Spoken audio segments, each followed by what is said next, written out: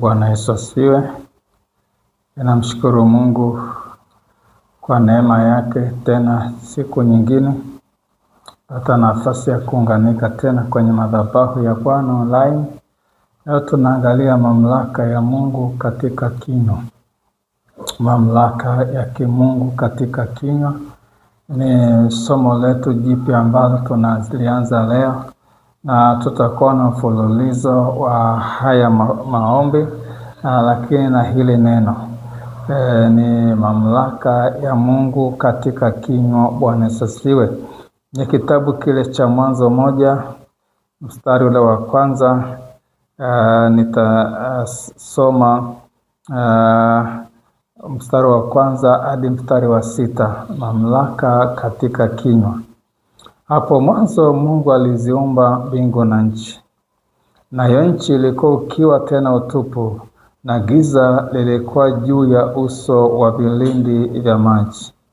Roho ya Mungu ikatulia juu ya uso wa maji.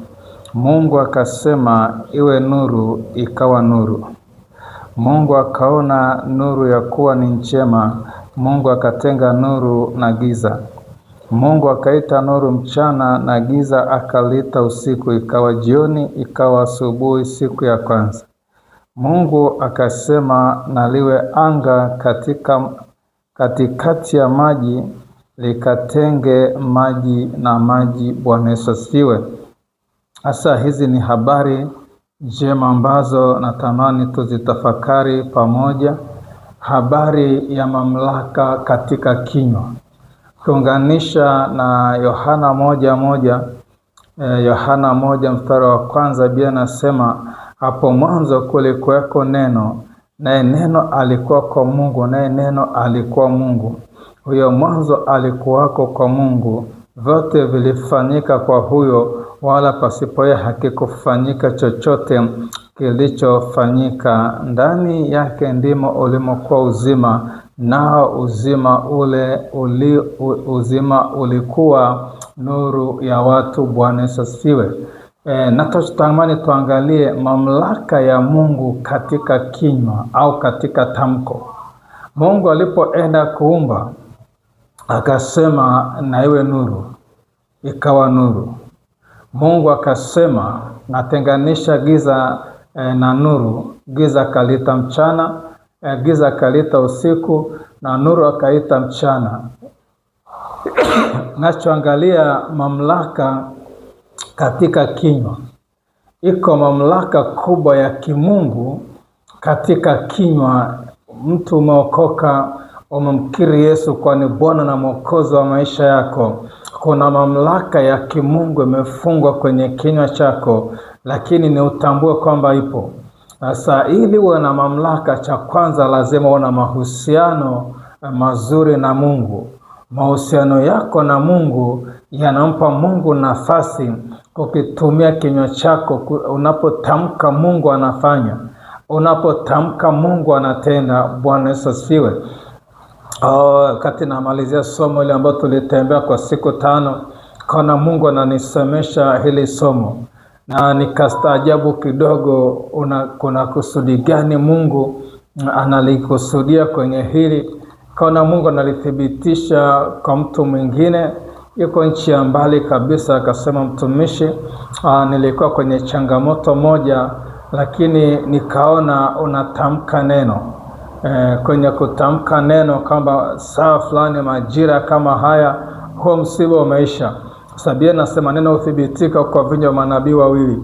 Mungu aliletea katika maono juu ya somo hili, na mwingine akaletea maono ya kwamba anapita kwenye dhiki, na akaona nimetamka neno kwamba majira fulani msiba wako utakuwa umeisha. Sasa nikaona Bwana amelithibitisha hili neno. Kwa nitakwenda kuomba kimamlaka. Nitatumia mamlaka Mungu kukuombea na kutamka neno, na neno litaumbika. Ninachotakiwa tu ndani yako ni imani. Yupo yule askari wa kikosi cha Kitaliano alimwambia Bwana Yesu, tamka neno tu, ufai kuingia kwenye nyumba yangu, chini ya dari yangu, ila tamka neno tu, na atapona kijana wangu. na alipoamini akamwambia iwe kwako kama uaminivu. Sasa ndani yangu Mungu amelitoa imani, chanzo chake ni kusikia kwa neno la Kristo. Ndani yangu Mungu ameliweka neno lake, na kwamba tamka neno kwa watoto wangu wanaofuatilia kwenye channel yako, nami nitalithibitisha hilo neno.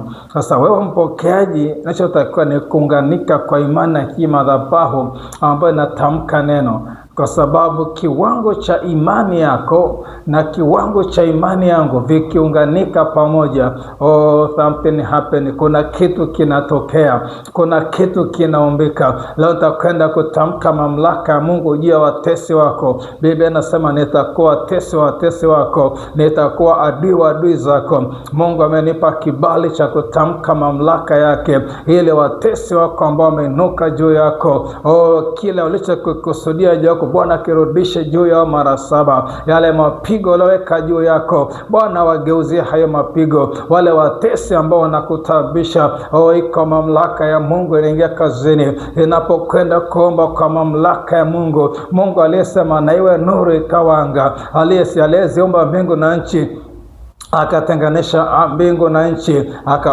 mbingu akaita anga, akaleta mbingu, na nchi akaita, na nchi kavu akaita nchi, akaita ardhi. Kwa Mungu aliyetamka neno likawa. Anasema na hapo mwanzo ilikuwa neno, neno lilikuwa ni Mungu, neno ni Mungu. Tunapotamka neno la Mungu katika mamlaka ya kimungu, Mungu anaingia kazini. Kwa nini? Ndani ya neno kuna uzima, neno kuna mamlaka, neno kuna uhai.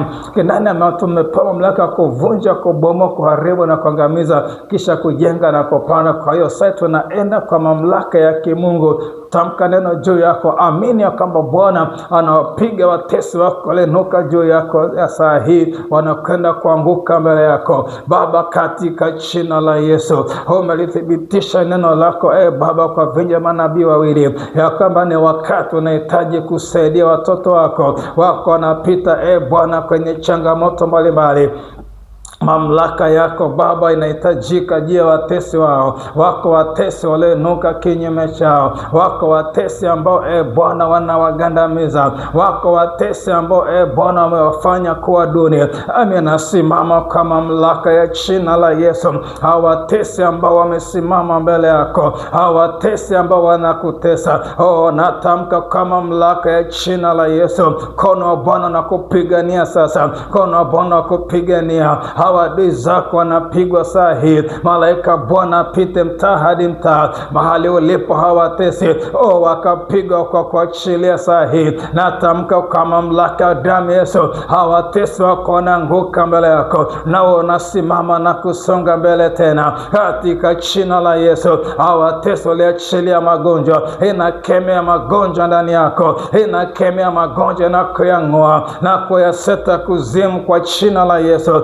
Mamlaka ya jina la Yesu, natamka leo kwa jina la Yesu Kristo, hiyo nguvu ya uchawi iliyoachiliwa juu yako, hiyo nguvu unaikemea na kuipiga kwa jina la Yesu. Mungu amesema usimwache mwanamke mchawi kuishi. Mamlaka yako iwe juu ya hawa wachawi ambao wameachilia mauti kwa watoto wako, wameachilia misiba, wameachilia uganga na mashambulizi kwenye kona mbalimbali, mashambulizi kwenye biashara, mashambulizi maeneo Baba ya mahusiano, mashambulizi kwenye ndoa. Nasimama na mamlaka jina Yesu, inakemea na kuvunja hizo nguvu za kichawi. Hawa waliosimama wakapigwa mbele yako na kutawanyika kwa njia 7. Mamlaka ya jina la Yesu inakemea na kuvunja kila nguvu za giza ambazo zimekusimamia, hizo nguvu za giza ambazo zimekuzingira saa hii. Inasimama na mamlaka ya jina Yesu,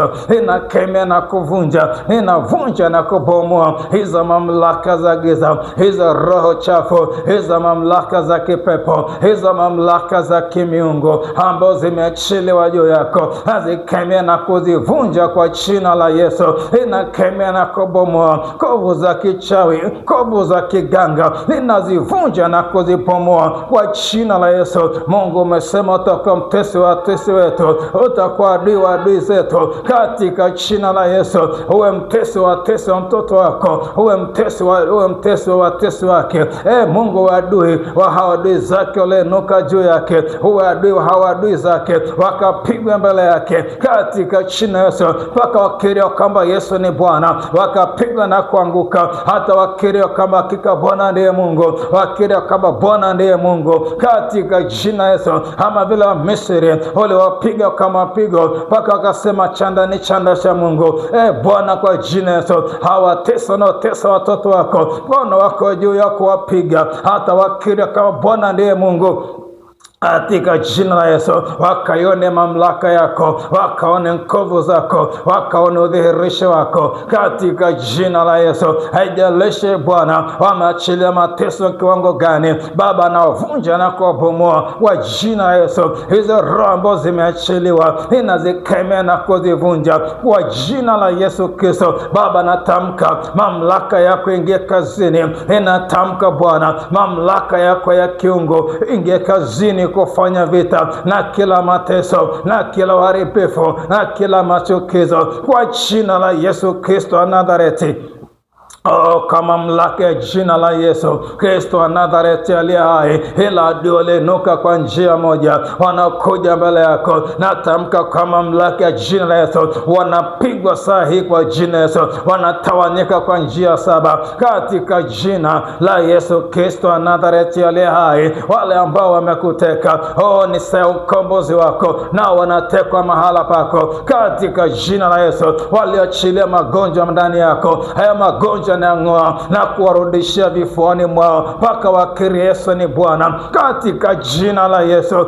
Natamka kwa mamlaka ya jina la Yesu Kristo wa Nazareti aliye hai, mamlaka ya jina la Yesu ingie kazini sasa, kuangusha kila ngome, kuangusha kila mamlaka, kuangusha kila roho ambazo zimeachiliwa na watesi wako. Leo zinaanguka hizo roho, hazitasimama katika jina la Yesu Kristo wa Nazareti aliye hai.